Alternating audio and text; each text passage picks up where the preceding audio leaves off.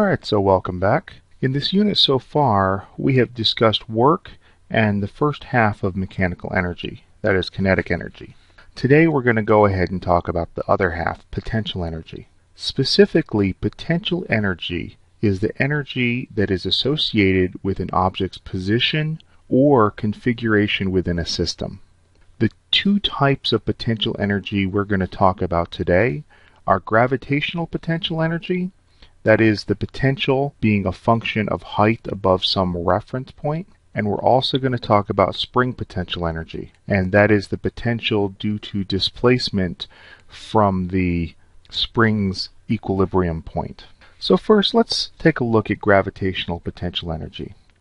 In previous videos, we found the work done by gravity simply to be the change in kinetic energy. If we drop an object at some height above the ground, immediately as we drop it, at this point, it's going to have a velocity of 0 meters per second.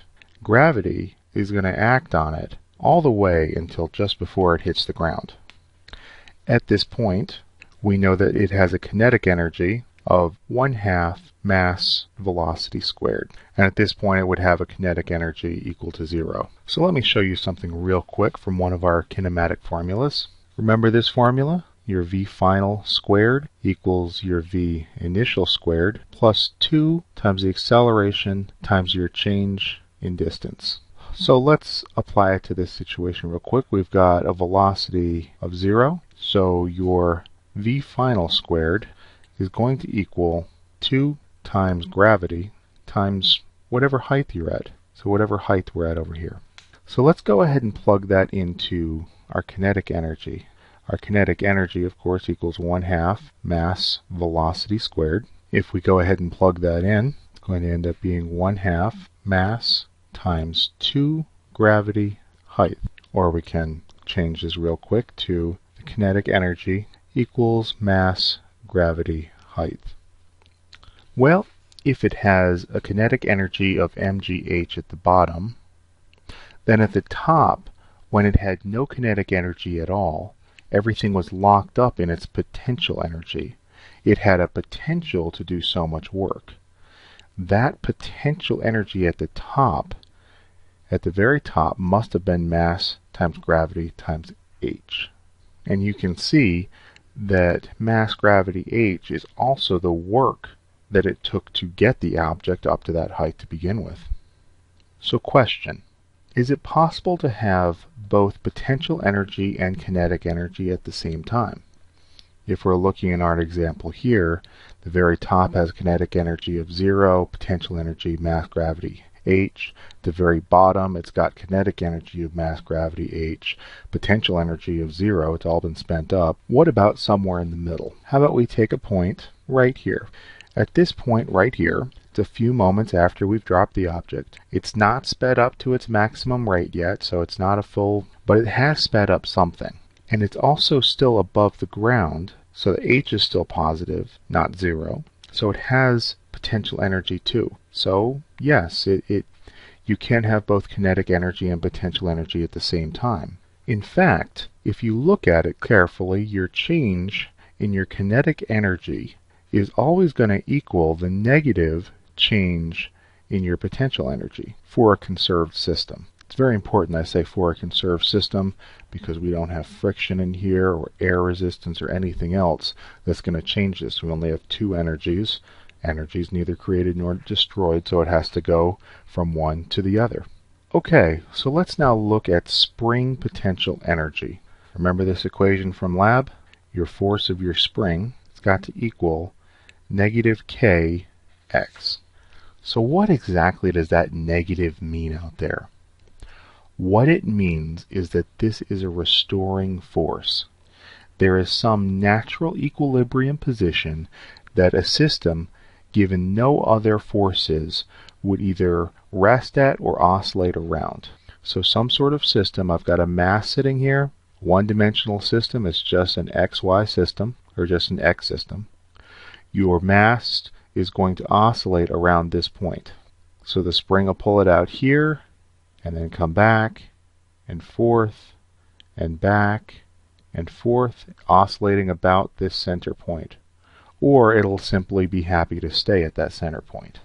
So if we look at the equilibrium point as the origin, then when our spring has displaced our object out to here, our restoring force, that is the elastic force, is going to try to bring the system back to our center, which is in the negative direction.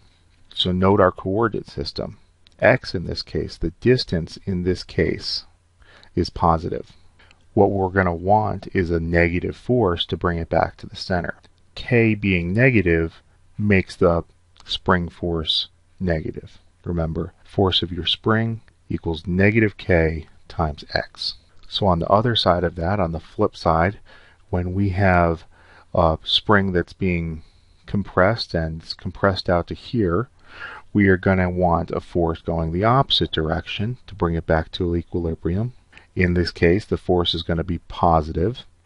If we want a positive force, we've got a negative K, and right here we've got some sort of negative distance. So negative K times our negative distance is obviously going to be a positive number, positive force bringing us back to the center position. So to find the potential energy of a spring, let's look at the work it takes to get into a position. So you've got some spring, and you're going to want to push or pull the spring with some force, and it's a little tricky to see, but the force is not constant at all distances. If we can just plug in a few numbers, we can see that. Force of a push equaling kx. So k is going to be the same each time. We'll just call it 2 newtons per meter. 2. Let's go ahead and say 1 meter, 2 meters, 3 meters, and we're simply multiplying all of these things. We can see that in time, or in distance, at the 1 meter point, we're going to have a 2 Newton force. At the 2 meter point, we're going to have a 4 Newton force. At the 3 meter point, we're going to have a 6 Newton force. It's actually increasing, but that's a good thing because it's increasing linearly. It makes it nice and easy to draw this with a graph. So with a graph, give me a little more space here, and you might remember this from the lab you did the other day. Our force, the force of the push, is going to be increasing at a very linear rate. If we want to know the force at any given random x final point, all we need to do is find the area underneath our curve. So this looks to me just to be the average force.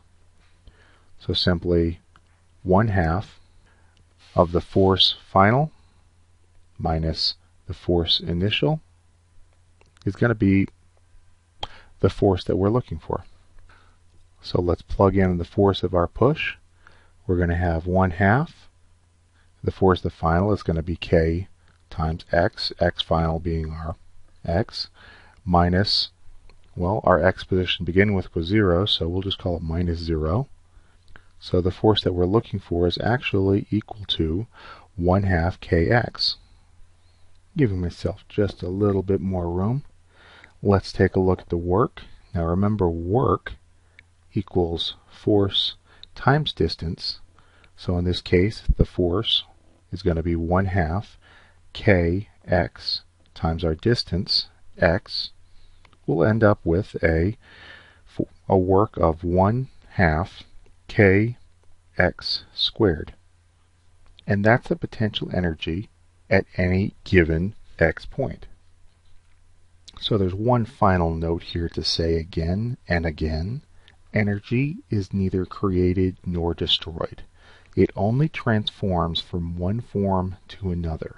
In the mechanical case that we're talking about here, your kinetic energy can be transferred to potential energy.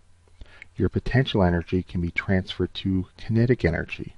So if we're just looking at this mechanical system, the kinetic energy at time 1 plus the potential energy at time 1 has got to equal the kinetic energy at time 2 plus the potential energy at time 2. So before we move on to problems, I want to make sure these are in your notes, in your head, in your brains, whatever. With the exception of power, this is all you're going to need to know in this chapter. Your kinetic energy plus your potential energy at one time has to equal the kinetic energy plus the potential energy of another time. For gravity, the potential energy of gravity is going to be the mass times gravity times the height it's at. The potential energy to a spring equals 1/2 kx. Sorry, somebody's having a typing issue today. That's a kx squared. Your work has got to equal the change in kinetic energy, which is equal to the negative change of your potential energy, which equals 1/2 mass final velocity squared minus 1/2 mass initial squared. Okay, well, let's look at some problems. So for the first problem, we've got a 1,200 kilogram car rolling along some horizontal surface, frictionless. It has a speed of 65 kilometers per hour when it strikes a horizontal coiled spring. Interesting world that we're living in. What is the spring stiffness constant of that spring? So what's K? Well, the first thing we need to realize is that all of the vehicle's kinetic energy, and we've got a velocity of 65 kilometers per hour, all of this kinetic energy is going to get absorbed into this spring, pushed back 2.2 meters. At this point, all of the kinetic energy got transferred into potential energy. So what is the stiffness of the spring? Well, let's figure out what we have. Kinetic energy, we've got 1/2 mass velocity squared. We know it's equal to the potential energy 1/2 kx squared. We can just solve this out for k. Our k is going to equal mass velocity squared all over x squared, which equals, I don't know, you tell me what it equals. Pause the video and I'll tell you my answer in a moment.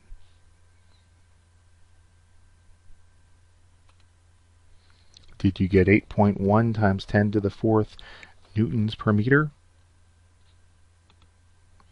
For the second problem, we'll look at a 7-kilo monkey swinging from one branch to another that is 1.2 meters higher. What's the change in potential energy? Now this is a simple change in gravitational potential energy, and the change in potential energy has got to equal the mass times gravity of our y final minus mass times gravity of our y initial. Or we can shorten that up a little bit to be a mass times gravity y final minus y initial.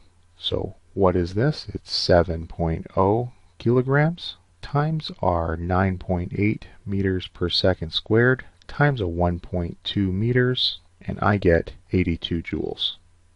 The remainder of the problems for tonight's assignment set should be okay. For problem number 5, just take a look at the energy at the top of the hill versus the energy at the bottom of the hill. Your kinetic energy 1 plus potential energy 1 has got to equal the kinetic energy 2 plus potential energy 2. Substitute in the kinetic energy variables and the potential energy variables. See what you get. It's actually a lot faster than doing it by kinematics.